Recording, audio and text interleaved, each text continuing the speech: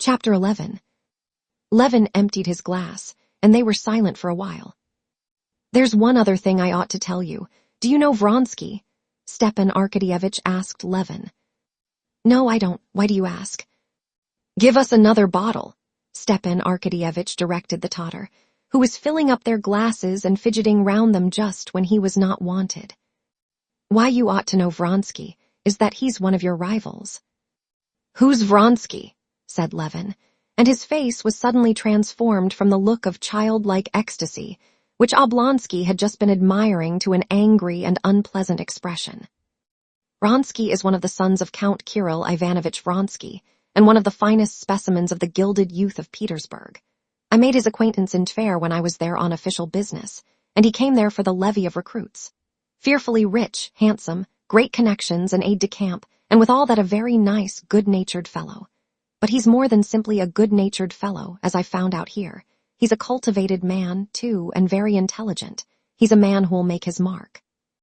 Levin scowled and was dumb.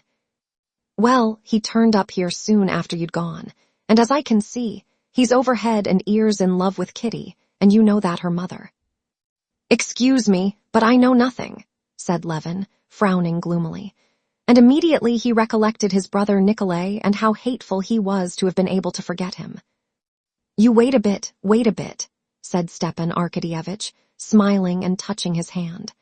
"I've told you what I know, and I repeat that in this delicate and tender matter, as far as one can conjecture, I believe the chances are in your favor." Levin dropped back in his chair. His face was pale. "But I would advise you to settle the thing as soon as may be," pursued Oblonsky, filling up his glass. "No, thanks, I can't drink any more," said Levin, pushing away his glass. "I shall be drunk. Come, tell me, how are you getting on?"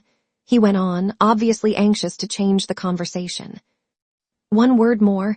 In any case, I advise you to settle the question soon. Tonight I don't advise you to speak," said Stepan Arkadyevitch. "Go round tomorrow morning, make an offer in due form, and God bless you." "Oh, do you still think of coming to me for some shooting? Come next spring, do," said Levin. Now his whole soul was full of remorse that he had begun this conversation with Stepan Arkadyevitch. A feeling such as his was profaned by talk of the rivalry of some Petersburg officer, of the suppositions and the counsels of Stepan Arkadyevitch.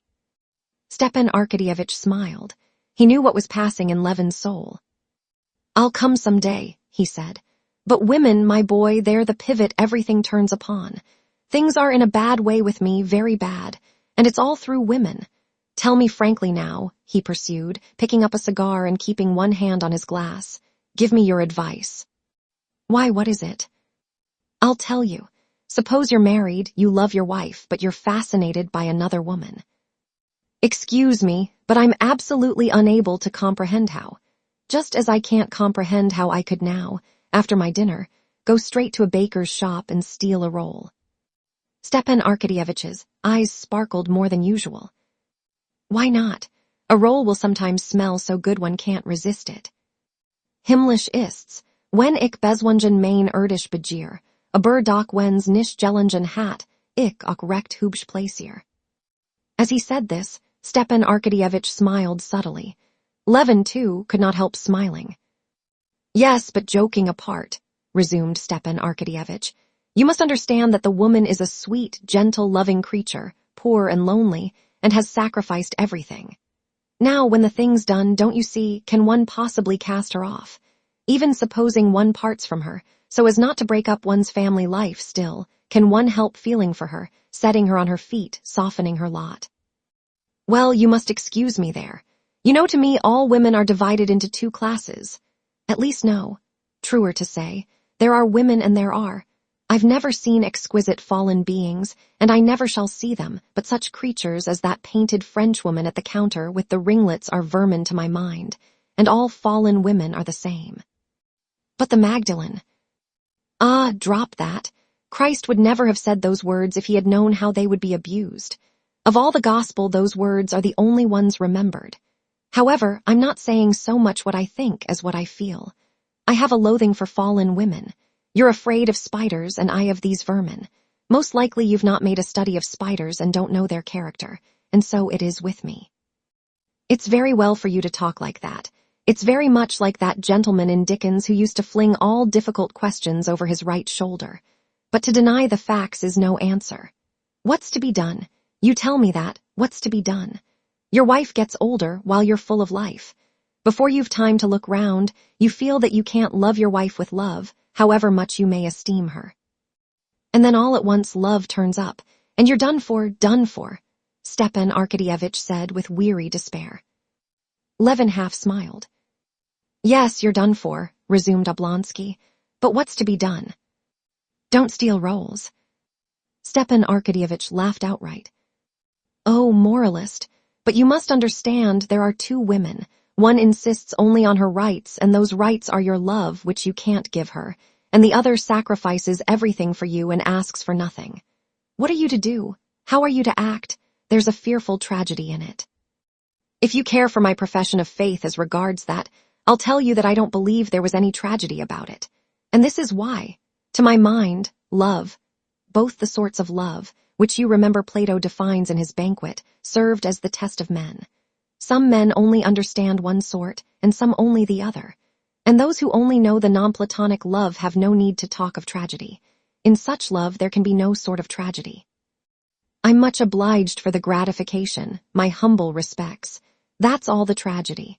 And in Platonic love there can be no tragedy, because in that love all is clear and pure, because... At that instant Levin recollected his own sins and the inner conflict he had lived through. And he added unexpectedly, but perhaps you are right, very likely. I don't know. It's this, don't you see, said Stepan Arkadyevitch. You're very much all of a piece. That's your strong point and you're failing. You have a character that's all of a piece, and you want the whole of life to be of a piece too. But that's not how it is. You despise public official work because you want the reality to be invariably corresponding all the while with the aim, and that's not how it is. You want a man's work, too, always to have a defined aim, and love and family life always to be undivided, and that's not how it is. All the variety, all the charm, all the beauty of life is made up of light and shadow. Levin sighed and made no reply. He was thinking of his own affairs, and did not hear Oblonsky. And suddenly both of them felt that though they were friends, though they had been dining and drinking together, which should have drawn them closer, yet each was thinking only of his own affairs, and they had nothing to do with one another.